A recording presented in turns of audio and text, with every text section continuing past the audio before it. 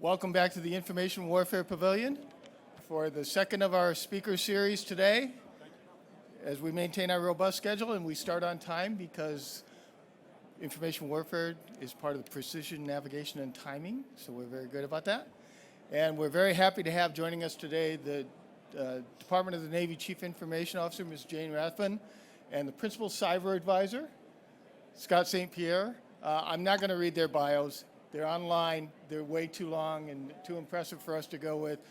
You want to hear from them, not me. So there we go, ma'am. Thank you, Joe. Can you all hear me? Yes, I think you can. Good afternoon. Thanks for spending your lunchtime with us. I appreciate that. Jane Rathbun, the Department of Navy CIO, Scott St. Pierre, the Acting Principal Cyber Advisor. Thank you. I should get that right. Thank you so much for coming and meeting with us. We kind of wanted to walk through with you the evolution of how we got to our cyber strategic superiority vision and strategy, and wanted to talk to you about the relationship between the CIO and PCA, because we know inquiring minds would like to know how that relationship works. It is definitely shared space. It is a good partnership. We have a lot to cover down on. Cyber is everywhere. Cyber is core to our mission, cyber secure systems and secure operations. And so we're just going to walk you through where we are with our vision and strategy, and hopefully have time for questions.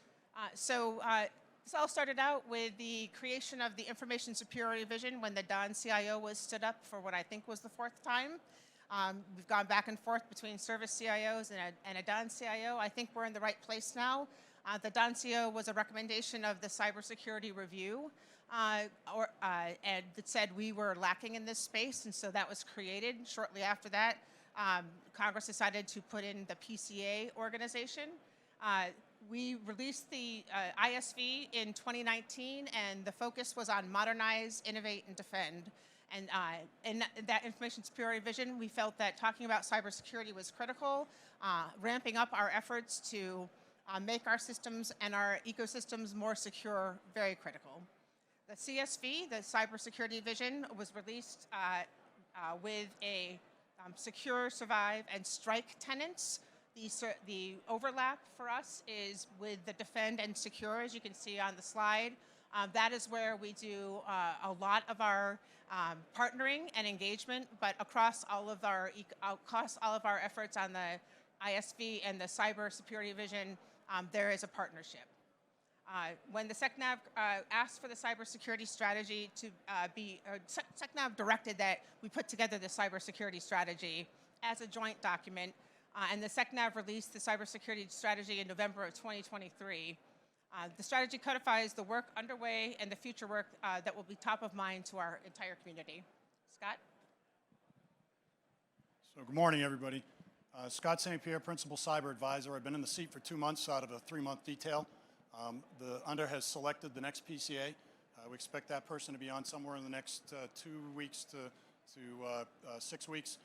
So I'm really just keeping the seat warm. Principal Cyber Advisor really has 3 primary missions. The first is to ensure that the budget is adequate to meet our cyber needs. We work with Fleet Cyber on that to get a better understanding of it. We also work with the systems commands and all the PEOs to understand if they're putting enough money into the budget. So that's the first thing we do. Second thing, we advise the Secretary on just about any cyber matter that comes up. A good example is we had any number of cyber articles that came out recently. We wrote up a précis on it in an abstract and sent it in case there are any questions from the audience on those particular topics. And lastly, we have a focus on defense critical infrastructure and weapon systems. That's where Congress is most concerned given the current state of affairs. We've got obviously strike groups on station in the Red Sea and the Mediterranean taking care of business, and they want to make sure that those systems are secure from any kind of adversary attack. Additionally, with the defense critical infrastructure, the real concern is what's it take to deploy forces, the force generation and deployment, and our installations are absolutely critical to that. So it's an honor and a privilege for me to be here today to speak to you, and I look forward to the questions when we get to them. Jane? So why should we care about the cybersecurity strategy? First of all, we all know information is combat power, and really the next fight is an information domain fight just as much a physical kinetic fight. And so we want to make sure that we provide our sailors and Marines with trustworthy, secure information at the time of need. The golden rule in information superiority vision is the right data, right place, right time, securely. And the securely piece is really critically important. In my time in the CIO and in the acquisition, we have worked hard to build a relationship with our cyber operations community, recognizing that they really need to be a part of every system, every ecosystem and enclave out there, and how do we make sure that our systems are secure? Well, we're going to do that through the objectives of the strategy. We cannot cede cyberspace to our adversaries. We cannot build systems that are not cyber secure from design forward. And so working together to make those things a reality is forefront of mind and is what the PCA and the CIO are driving towards.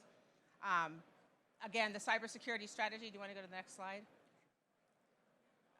The cybersecurity strategy structures our approach for fighting and winning in cyberspace. It provides our overarching framework for efforts that we are taking on jointly and taking on individually, keeping each other informed of what we're doing. Do you want to, Scott, go through the lines of effort? Sure. Thanks, Jane. So the 7 lines of effort, each of those have 1 to roughly 7 different efforts under those. They're broad enough to provide guidance to the services, but they're enough room for the services to then go execute what they see as their priorities based on the funding they have available to them, and allows us to work together. Jane's got the first 3. Those are focused on the cybersecurity workforce. That's the civilian population that's doing a lot of work on the shore side. And the corollary to that is the cyber ops piece, which is on the PCA side. That's the cyber mission force and anything related to network operations, defensive cyber operations, and offensive cyber operations. The cyber ready is about changing the way we think about the delivery of capability. We've been hyper-focused on compliance to the detriment of understanding how an adversary can exploit our systems. So the cyber readiness piece is to figure out how do we start changing that delivery model so that we're understanding the real threats and then spending the money on the things that are most important to us. The defend piece is that cybersecurity piece, the acquisition piece, making sure we're working with the PEOs and the systems commands to understand the threat and understand the right design, starting with an end-to-end platform architecture that allows us to ensure that each program understands where they fit in that architecture. The resilience piece is really about, again, the focus on critical infrastructure and weapon systems. Do we have the ability to identify the threats, fight through the threats, and then fight tomorrow? And that's really what the resilience is.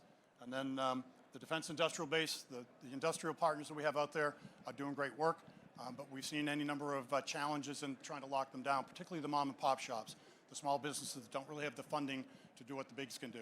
So how do we start working with those companies? Those are the weak link in some respects because they aren't doing the 800-171 controls because they just can't afford it, or to be quite frank, their niche is an X and they really don't know anything about cyber. So we've got programs out there that we're working with them to help improve the quality and delivery there. And lastly is the partnership. Want to talk about 2 partnerships. One is the partnership between DoD, the Navy, Marine Corps, and industry. That's strong. We get a lot of great information. We trade back and forth. The quality of the products continues to improve every day. The more important partnership is between industry to industry. We're getting hundreds of requests, hundreds of different solutions, but our NCDOC folks can't really differentiate between what each of these things is delivering. So we really have to figure out how we bring you guys together to deliver capabilities that are integrated, to deliver that mission performance that NCDOC needs for Fleet Cyber to be able to really discern what threats are real and which ones we need to move on from. And with that, I think that's all we needed to cover in the start. Yeah, I just want to touch on a couple of things with these lines of effort. Most importantly, well, first of all, workforce is always important. Having a cyber-savvy workforce, critical, so training, recognizing that cyber, again, plays a lead role throughout the acquisition lifecycle, from design to develop to deploy to operate and sustain. There is cybersecurity that there are roles in that for cybersecurity in all aspects of the life cycle. That is driving how we're thinking about Cyber Ready. So Cyber Ready is our initiative to get rid of compliance checklists, RMF, and move to earning the right to operate every day.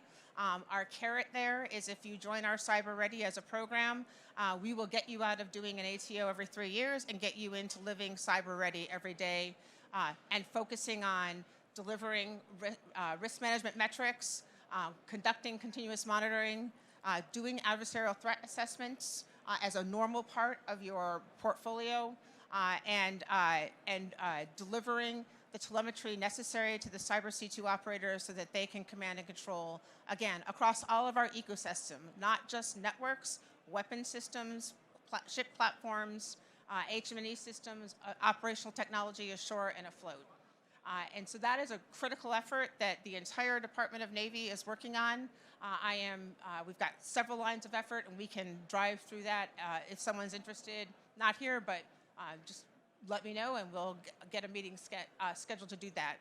The other thing on the defense side is that how do we build, and Scott referenced this, how do we build an architecture, an information ecosystem architecture that takes into account cybersecurity and works for a myriad of our portfolios. Gone are the days, the future, gone are the days where IT is something every program does, and in are the days where the IT ecosystem is a strategic platform, a secure strategic platform that we leverage across all of our portfolios and missions and functions. I think that's now everything that you said about the DIB. We definitely just got out of an aviation meeting with our aviation partners about initiatives that we are looking at to secure our DIB, to include how do we share cloud through the acquisition lifecycle and delivering capability to the warfighter, and how do we enable our tier 2 and 3, our smaller defense partners who don't have the money to invest in cybersecurity. How do we help them achieve our intent through cybersecurity by leveraging the things that the primes are doing? So with that, I think we can open up to questions.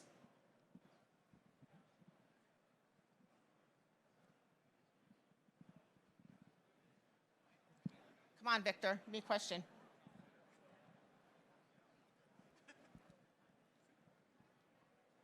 Mike, oh, there we go. You're off the hook. Victor paid me a beer to do that. Excellent. Thank you.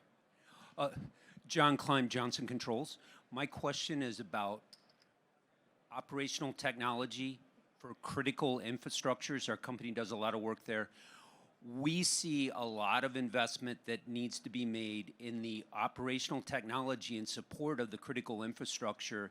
And my question to you guys is, how's the Navy addressing that? Thank you. Thank you for that question. It's a really good one. Because of the work that Chris Cleary did the last 3 years, he really started to shed some light on critical infrastructure and where we're going with that.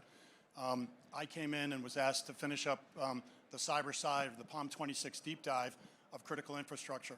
And what I found when I looked into it, and because I had been working with both NAVFAC and CNIC, Commander Naval Installations Command and Naval Facilities Engineering Commands, for the last 10 plus years, I had a pretty good insight into what it was. And a big part of it was really just digging into what data they already have. Both Navy and Marine Corps have a very deep knowledge and understanding of what they need. The real challenge becomes, how do we balance the resources? Navy is a very capital-intensive service. The cost of a carrier, the cost of the Columbia, 2 number 1 programs, they're huge dollars. There's not much wiggle room left over. So the question becomes, how do we free up some money under the salary cap to be able to go do those other things? That's the POM process, bringing it to the attention of our N8 organization, which is our resourcing organization. They're aware of it. In POM 25, they boosted the amount by about $174 million, and it was basically what NAVFAC needed to be able to execute and move forward. They've asked for a little bit more in POM 26, and again, the key question that I had to get out of them was, is it executable? And if it's executable, it's a lot easier for N8 to then part with the dollars because they know it's going to be spent. NAVFAC has delivered 2 versions of the control systems platform Enclave, version 1 and 2. And really what they're looking at is version 3. I won't go into the details and bore any of you, but the key is they're doing great work there. They've demonstrated that they can plan deliver and execute and deliver, so we're getting after it. It's slow but sure. They're doing really good work. Marine Corps has been after this for quite some time. They're in really good shape, but they also have a much smaller footprint, so it's not as challenging for them. But both resource challenge, but you heard the CNO talk about the Navy. The foundation is critical. She's aware of the challenges there, and she's doing what she can to align us in the right direction. Did that answer the question, sir? Super. So greetings, aloha, Dave McDonald from Nick Tam's PAC. Good to see you both again from yesterday. So just a perspective for the question, right? So I've observed and been a part of a number of RMF death marches over many, many years, and even DITSCAP before that. So if I could ask you to drop anchor on cyber ready for a bit. It was, I think, 3 years ago, DoD CIO put out the continuous ATO sort of concept and vision. Last year I was here when Mr. Weiss briefed cyber ready and all the components and objectives of that. How are we coming along in terms of having defined metrics, measures, and kind of a progress report on things like technical or reference architecture and design, adherence to NIST and zero trust standards? And when do we know that we're nailing CATO and we're nailing cyber ready? And kind of how do we know that we're well down that journey? We don't see it out in the operating field the way you see it, but how are we doing and how are we measuring on cyber ready? Great question, Dave. And so first of all, let's make sure that we understand change is hard, right? We have a culture of we've always done it this way sometimes, and that we like the way we do it, and we understand the way we do it, and we want to keep doing it that way.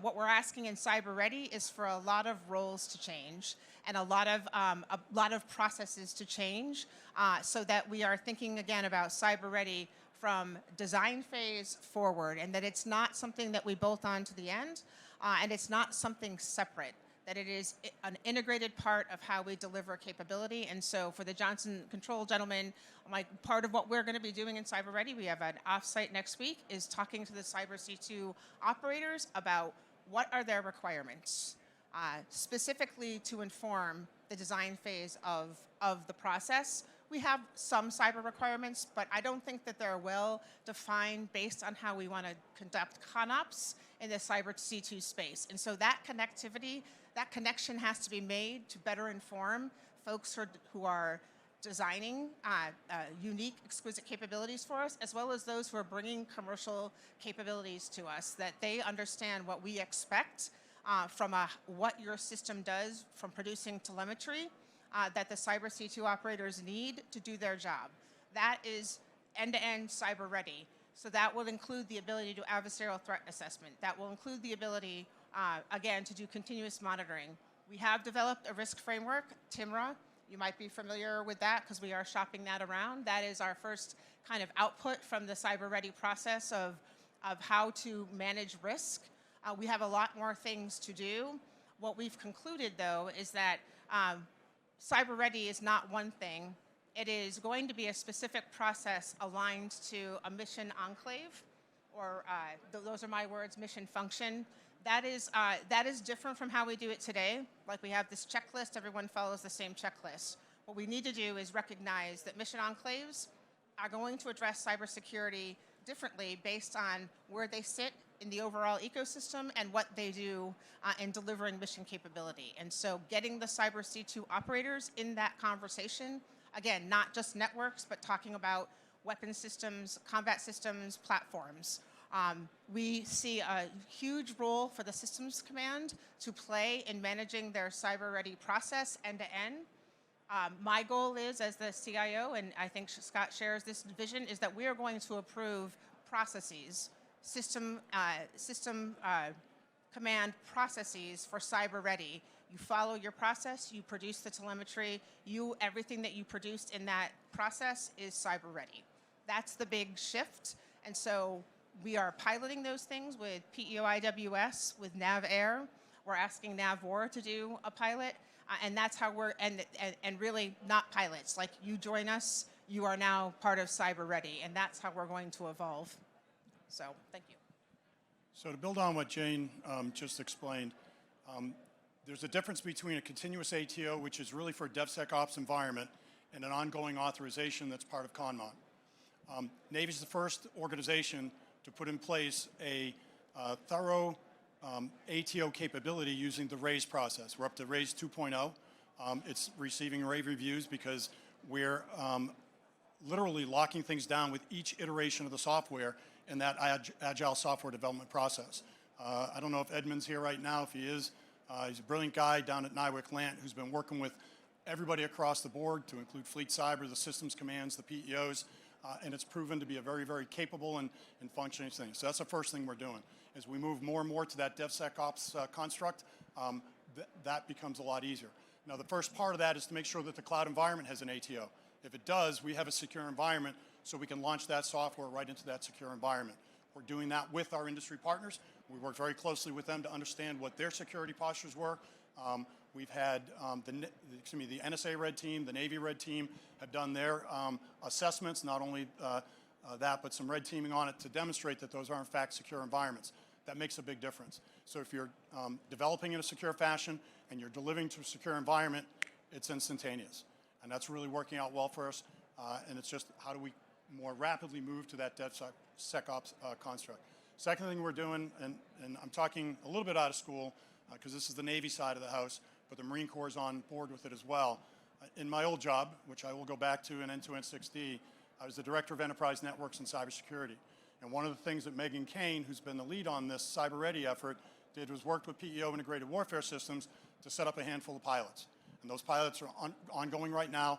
They're looking at what the metrics need to be. They're looking at the processes for that broader ATO that still has to come through those processes, but they're working that very quickly. And I don't know what the timeline is, but they do have some due-outs in this fiscal year, and we're checking with them on a monthly basis. So that's the additional things that we're doing, and I think we're ready for the next question. Hi, Jaspreet Gill with Breaking Defense. Scott, you mentioned that in a few weeks the next PCA would be taking over. What would you say are the top challenges that you're leaving for the next PCA to tackle? I'm not leaving them anything. The reality is there's a lot of work to be done regardless of which way we turn. DCIing weapon systems, huge, huge swath of territory, and there's plenty of work in that area. The big thing is to start bringing people together, to have the right discussions, to connect the systems commands with our threat folks, the threat folks with our operators, the operators with the systems commands. Those are the next steps that are going to be the most challenging because those are the people on, and people are messy. Right? Everybody's like, no, that's mine. I don't want you to touch it. Or, hey, this isn't really for you to worry about. I'm the operator. The systems commands, nope, I've got the development and delivery. And what we really need to do is help everybody understand that we're all in this together. Each and every one of us in this room today has a responsibility for cybersecurity, whether it's talking about it, whether it's educating somebody about it, whether it's helping your boss understand we need to put a little more money into it, right? So at the end of the day, that's really the greatest challenge that my relief will face. Other questions? Yep.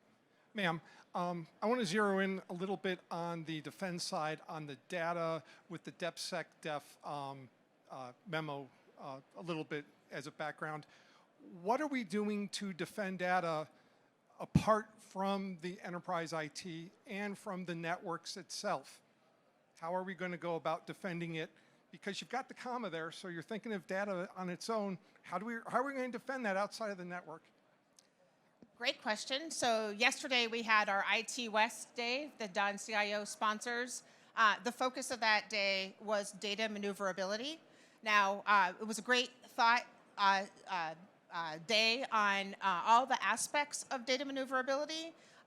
One, how we move data from anywhere to anywhere. Two, how we provide decision-level ready data to our warfighters and not make them do it at the edge. Three, how do we secure that data at all phases, from development of creation of the data all the way through consumption and back again. And it was a great conversation about what our future information ecosystem needs to be able to do for us, and where does the focus need to be. And so we talked a lot about zero trust too. And if you're familiar with the zero trust framework, one of the pillars of the zero trust framework is data. And so when we look to implement zero trust, and there are 92 or 140 criteria for being aligned to zero trust, I will never say complied with when it comes to zero trust, because we are not going to comply. We're going to live it, breathe it, and operate that way. And so for us, how do we protect the data at the data layer? How do we move that data where it needs to be securely? How do we know who's accessing our data? So identity. And then how do we know what device that data is being consumed off of? Those are the three kind of key pillars. There's more pillars, obviously, that we are focused on to make the conversation about data. When we do that, one of the big things we have to do is we have to manage our data. Right now, we don't really have tagging criteria, requirements for our data. I found out through talking to the NSA with their Zero Trust Data Framework that you don't get an ATO in NSA unless you've tagged your data. I'm like, I own the ATO process. That sounds pretty good to me. Like, tag your data. Like, if we don't get these basic data management capabilities as a department, we will have a hard time commanding and controlling our data. Hope that answered your question. Ma'am, good afternoon. Warrant Officer Mike Johnson. Thank you, and sir, for coming out. The pandemic obviously caught the entire DoD and DON with our digital pants down, as it were. CVR was great, flank speed and virtual desktop, better yet. The ongoing concern from the end user perspective, the bring your own device side of the house. You know, we've got great tools now. We've spent a lot of money to enable people to be able to telework if something comes down the pike.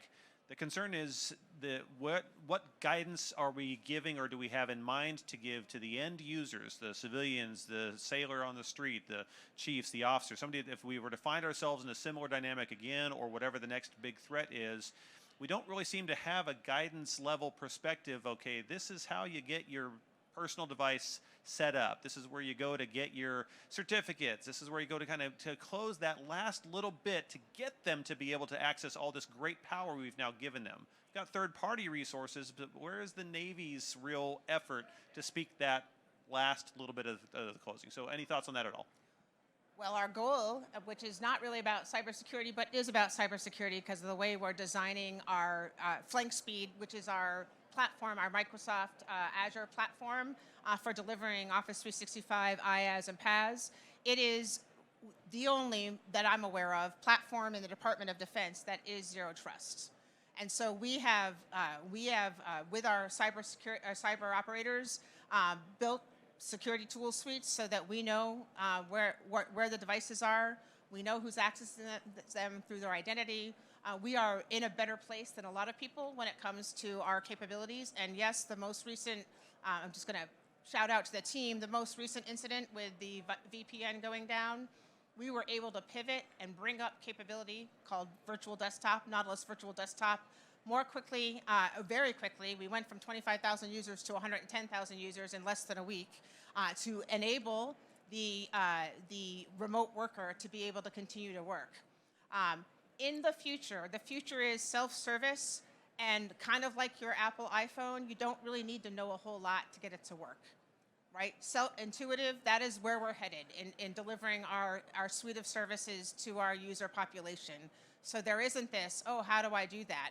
What we found out when we rolled out this NVD this last week in more scale than expected to, is that a lot of people are not aware of all of the great tooling and capabilities that we have. So we have a StratComs issue, and that we will be working on to let more people know.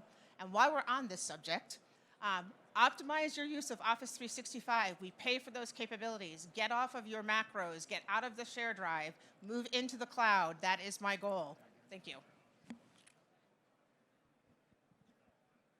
Hello, yeah, my name is Jin Song, come from Genesis Code, and we move data 10x faster on the internet. So my question is, we have a big challenge on big data. Data is everywhere, and how to move the data to the right place, the right time, and what's your vision about this big data challenge? Well, I have my vision, which might be sacrilegious to the Department of Defense and the Intel community, but I feel the big data challenge. First thing is, maybe we don't always move our data. Maybe we train models and move our models to where they need to be at the tactical edge to consume new data, and then move everything back to the mothership, so we're not moving all the data that is out there, because we have not a scientific measurement, but we have a crop load of data. So gotcha there, that's issue one. How do we leverage all of these transformational capabilities coming down the path, like large language modeling? I think we need to rethink our relationship between risk and consequence of loss of data, security classification, equaling network or equaling environment. We have to think through, our future state has to be one where we're more agile, we're more data level focused about how to protect our data, secure our data, and maneuver our data. That doesn't require us just to think about things in terms of TS, secret, CUI. I will not be able to leverage the beauty of large language modeling if I can't commingle that data. I also won't be doing my warfighters, the Marines and sailors at the tactical edge, any favors, because then I require them to do the fusion of data to make it decision worthy and useful. We need to get to a place where we are giving them the products they need. We are giving their leaders options with data and information that's already curated and means something, is meaningful for them to make decisions. Today, we leave that up to the warfighter at the edge. We've got to change that model. And so all the things I just said don't exist today, but that has to be kind of our North Star thinking. Employ zero trust, think about data management, get to a point where we can maneuver data, combine data, hide the provenance of data, so that if something is a sensitive source, but we need to our mission partners need to use it, they don't need to know that it's a sensitive source. They just need to know what they need to do to carry out their mission. That's the kind of thinking we have to use in designing our future state architecture. Yeah, first of all, thanks for your time and some great answers here. So Lucian Niemeyer, former ASN, Meredith Berger, predecessor, a couple removed. So the question has to do with Volt Typhoon. Volt Typhoon made national headlines the last few weeks, targeting DCI, comm systems, power systems, water systems. And look, this is going to be a natural response. You saw Jenny Easterly, Chris Ray were out there talking about it. What specifically is the Navy doing? I noticed obviously one of your priorities is DCI, to work with the EIE to start talking to those communities and putting together a collective plan on how to protect that critical DCI feeding Navy and Marine Corps installations. So the POM 26 deep dive was led by EIE, and I worked very closely with them on that evaluation. Again, Volt Typhoon is out there, it's real. And that's one of the key takeaways. Threats are real, we're in the battle today. Information is power, and we have to protect the information down to the data level. The challenge still becomes the depth and breadth and scope of the amount of material that we own. It's huge. We've got a one-to-end list that we're getting after. We're making steady progress on it every single day. Again, we've already delivered 2 variants to protect our control systems in that defense critical infrastructure, as well as all of Navy Marine Corps infrastructure. So we're making headway. Volt Typhoon is still being worked, but at the end of the day, we understand where it's at and what we're doing to eradicate it. Any other questions?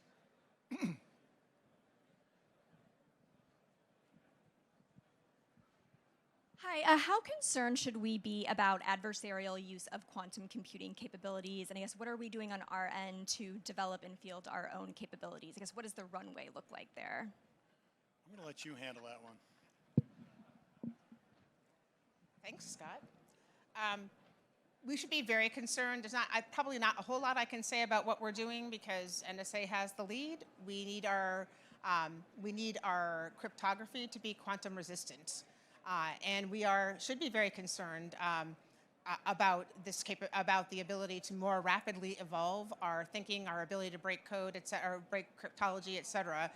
And so we just need to move as fast as they are and be as agile, if not more agile, and be thinking 2 or 3 steps ahead. I have great faith in the American people, not just the folks that work for defense and for the intel community, but also all of you who work in industry, about your ability to think outside the box and help us evolve to that next step. But that's why we can't, and I will say, I came out of acquisition, so I will say we are kind of sometimes comfortable with our processes and our approaches, and the fact that we have weapon systems that last. I mean, my husband was a B-52 bombardier. We still have B-52s. He's 66, right? They've lasted a long time. So we need to constantly be thinking about how we take what we've got and make it more protected, as well as how we design the future to be agile and disruptive in its own right. So to build on what Jane just explained, we have programs already that are looking at the quantum threat.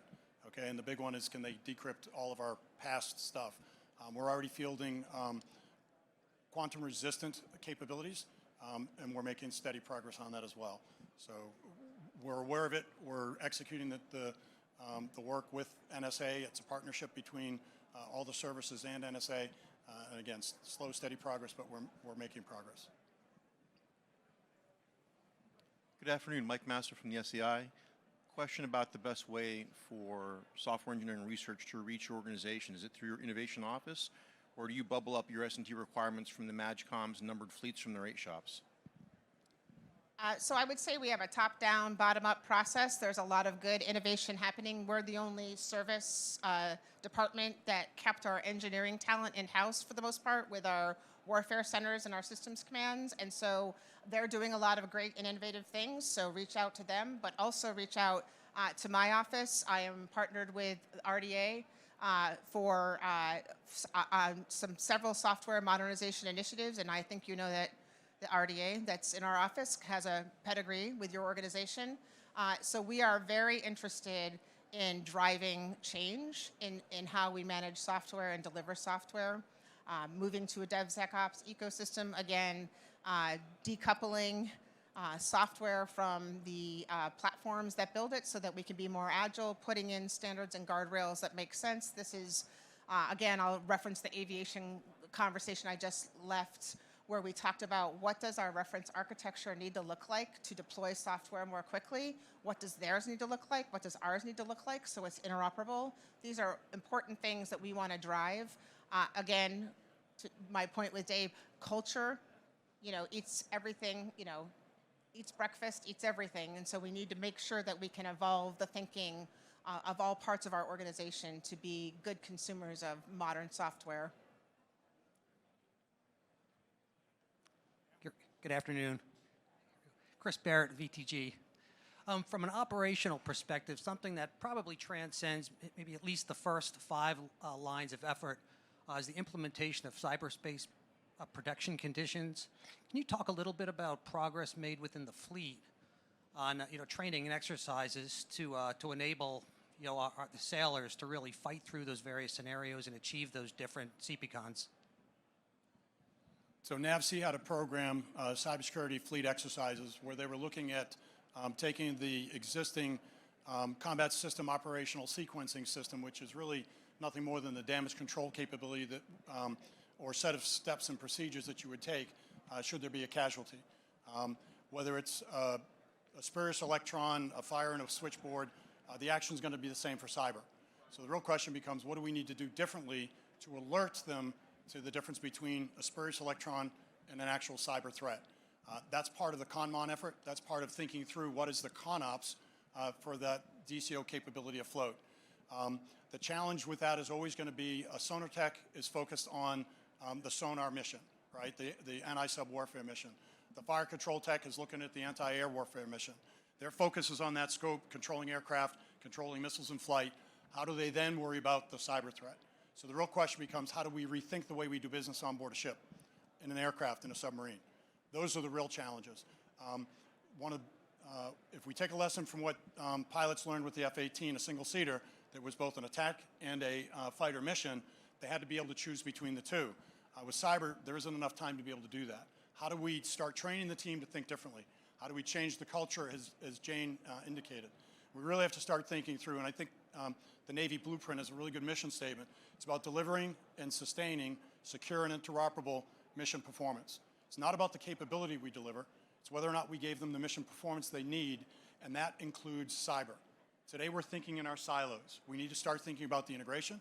We need to think about the human factors development such that what we deliver is user-friendly.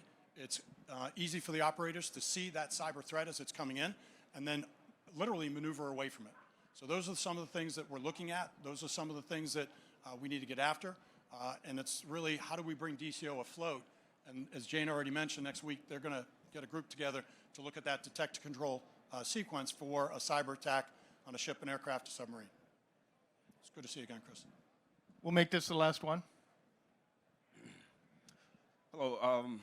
Going back to DCI, is the Navy tracking the costs and timelines needed to modernize some of the systems related to OT control systems and facility-related control systems when the Navy deems that necessary versus trying to remediate or mitigate those control systems, again, due to a need to modernize in order to achieve that mitigation or remediation? Over. In a word, yes. So I alluded to the one-to-end list. They're focused on the most critical assets first, then working down to those that are less critical. But the reality is the adversary is looking for that weak link. So we have to do it all. The question is which ones do we do first and what money is available to go do it and how long does it take to execute. So they've got a good timeline. They understand what they have to go do. They've got the funding that's executable in a given fiscal year. So I think the answer to that is yes. They're getting after it.